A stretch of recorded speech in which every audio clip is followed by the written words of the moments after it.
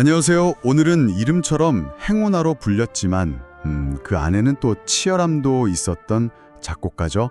펠릭스 멘델스 존. 그의 세계로 함께 들어가 보려고 합니다. 네, 반갑습니다.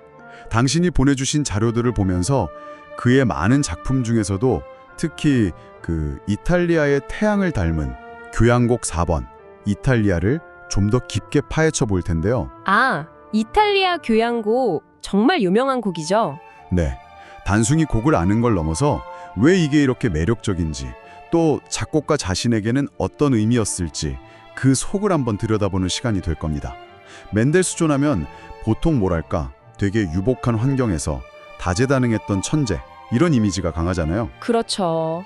작곡, 연주, 지휘는 기본이고 언어, 그림까지 못하는 게 없었다고 하죠. 네, 특히 1829년에 바흐의 마테 순환곡을 다시 발굴해서 알린 건 정말 대단한 업적이고요. 맞습니다. 그게 정말 중요했죠. 그의 음악은 전반적으로 밝고 평온한 느낌인데 고전적인 형식 안에다가 풍경이나 감정 같은 걸 담아내는 그 낭만적인 면모, 이른바 표제성이 잘 보이는 게 특징인 것 같아요. 네, 정확합니다. 멘델스 존은 총 5개의 번호 붙은 교향곡을 남겼는데 그 대부분이 여행 경험이랑 관련이 깊어요. 아, 여행이요? 네, 특히 3번 스코틀랜드랑 오늘 다룰 4번 이탈리아가 대표적이죠. 근데 여기서 재미있는 게 사실 3번 스코틀랜드가 4번 이탈리아보다 나중에 완성됐거든요. 정말요? 번호는 3번이 앞인데. 네, 근데 먼저 출판이 되면서 번호가 앞서게 된 거예요. 그 외에도 15살 때 쓴 1번 교향곡도 있고 이번 찬미가는 사실 교향곡이라기보다는 칸타타에 가까운데 구텐베르크 인쇄술 400주년 기념작이고요. 아하. 그리고 5번 종교개혁 교향곡은 루터교 종교개혁 300주년을 기념해서 코랄, 그 유명한 내주는 강한 성이요를 사용했죠. 그렇군요. 정말 다양한 배경을 가진 곡들이네요. 아무튼 그중에서도 오늘 우리가 주목할 곡은 역시 4번 이탈리아입니다. 이게 1830년대 초 이탈리아 여행에서 영감을 얻었다고 하셨죠? 네, 맞아요. 그 눈부신 햇살, 막 생동감 넘치는 풍경, 고대 유적의 웅장함, 이거에 완전히 매료됐다고요. 로마에서 일악장을 구상했고 가족한테 편지로 내 가장 성숙한 작품이 될 거다 이렇게 자신감도 보였다고 하고요. 근데 여기서 아주 흥미로운 지점이 있어요. 네, 어떤 거죠? 멘델스 존이 이탈리아의 자연이나 풍경은 정말 사랑했는데 정작 이탈리아 음악 자체에 대해서는 꽤나 비판적이었다는 거예요. 아, 진짜요? 그건 좀 의외인데요? 네, 너무 밝기만 하고 뭐랄까 깊이가 좀 부족하다고 느꼈던 거죠. 본인 스스로 나는 이탈리아 예술 자체가 아니라 폐허, 경치, 자연의 화려함 속에서 음악을 찾아냈다 이런 말을 남기기도 했어요. 와, 그러니까 이탈리아의 감성과 자신의 어떤 독일적인 음악성 사이에서 좀 긴장감이 있었을 수도 있겠네요. 그렇죠. 그런 복잡한 감정이 이 교향곡 안에 어떻게 녹아있을지 생각해보는 것도 재미있을 겁니다. 그러네요. 1833년 런던 초연에서는 영감이 번뜩이는 찬란한 작품, 이런 극찬을 받았다고 하던데 정작 본인은 만족을 못했다는 건가요? 네, 초연 자체는 성공적이었는데 멘델스 존 자신은 완벽하게 만족하지 못했어요. 특히 마지막 악장이 계속 마음에 걸렸던 것 같아요. 아, 마지막 악장. 네, 그래서 1834년에 2, 3, 4악장을 수정한 개정판을 내놓게 됩니다. 이 개정판은 원판보다 좀 더 구조적인 완성도나 이른바 독일적인 진지함을 더 강조하려는 의도가 보인다는 평가가 있죠. 결국 두 가지 버전이 있는 거네요. 그렇습니다.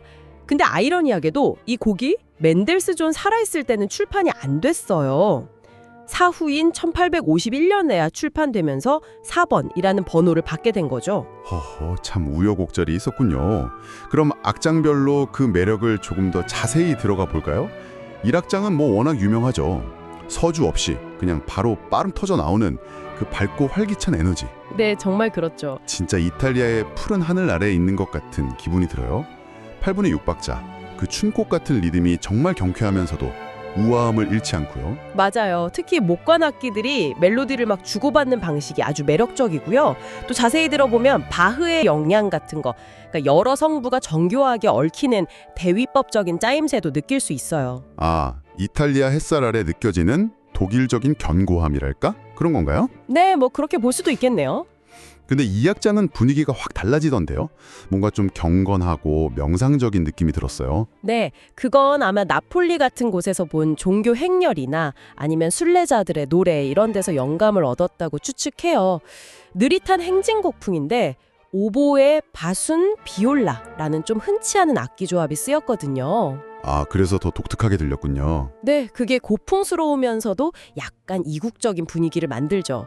1악장의 그 환한 빛과는 다른 좀 그늘진 매력이 있다고 할까요? 3악장은 다시 좀 우아함이 돌아오죠. 미뉴에트 같기도 하고 스케르초 같기도 하고 낭만적인 춤곡 느낌이 나요. 중간에 호른이 연주하는 목가적인 선율은 정말 아름답고요. 그렇죠. 그리고 대망의 4악장 살타렐로. 아, 살타렐로. 네, 이탈리아의 아주 빠르고 격정적인 민속 춤곡 이름인데요. 이름 뜻 그대로 막 미친 듯이 뛰어오르면서 추는 춤을 연상시켜요. 와, 듣기만 해도 에너지가 느껴지는데요. 네, 맨델스존 작품 중에서 아마 가장 격렬하고 숨막힐 듯 몰아치는 악장 중 하나일 겁니다. 왜 맨델스존이 이 악장에 두고 그렇게 고심했는지 그 엄청난 에너지를 들어보면 좀 짐작이 가죠. 혹시 너무 격정적이라서 자기가 생각하는 어떤 이상적인 형식미랑 좀 부딪힌다고 느꼈을까요? 그럴 수도 있죠. 밝고 유쾌하게 시작해서 마지막에는 거의 광란에 가까운 열정으로 치닫는 느낌이니까요. 이 교향곡은 전체적으로 보면 맨델스존의 그 천재적인 오케스트레이션, 악기 쓰는 법이 정말 빛나는 것 같아요. 특히 목관 악기들의 투명하고 다채로운 소리가 정말 잘 살아있죠. 맞습니다. 그래서 지휘자들한테는 이 이탈리아적인 색채감이랑 맨델스존 특유의 독일적인 구조미, 이 사이에서 균형을 잡는 게 아주 중요한 과제가 되죠. 그렇군요. 이 곡은 어떻게 보면 베토벤과는 다른 방식으로 낭만주의 교향곡의 새로운 길을 보여줬다고 할 수 있고 후대 작곡가들, 예를 들어 브람스의 어떤 구조적인 완성도나 차이콥스키의 화려한 오케스트레이션에도 영향을 미쳤다고 볼 수 있습니다. 네, 맨델스존의 밝은 에너지, 그리고 이탈리아 여행의 그 생생한 경험이 녹아있으면서도 동시에 그 이면에 숨겨진 예술적인 고뇌까지 엿볼 수 있는 작품, 바로 이탈리아 교향곡의 핵심을 함께 짚어봤습니다. 네, 정리하자면 고전적인 형식미 속에 이탈리아의 풍경과 낭만적인 감성을 담아내면서도 작곡가 자신의 어떤 독일적 정체성이나 완벽주의적인 고민이 함께 투영된 정말 다층적인 매력을 지닌 걸작이라고 할 수 있겠습니다. 자, 그럼 마지막으로 당신께 이런 질문을 던져보고 싶습니다. 맨델스존은 왜 그렇게 성공적이었던 이 이탈리아 교향곡, 특히 그 격정적인 마지막 악장에 대해서 평생 만족하지 못하고 수정을 거듭했을까요? 그가 음악을 통해서 완벽하게 그려내고 싶었던 이탈리아는 과연 어떤 모습이었을지 한번 생각해 보시면 어떨까요? 이것이 오늘 저희가 당신께 드리는 마지막 여운입니다.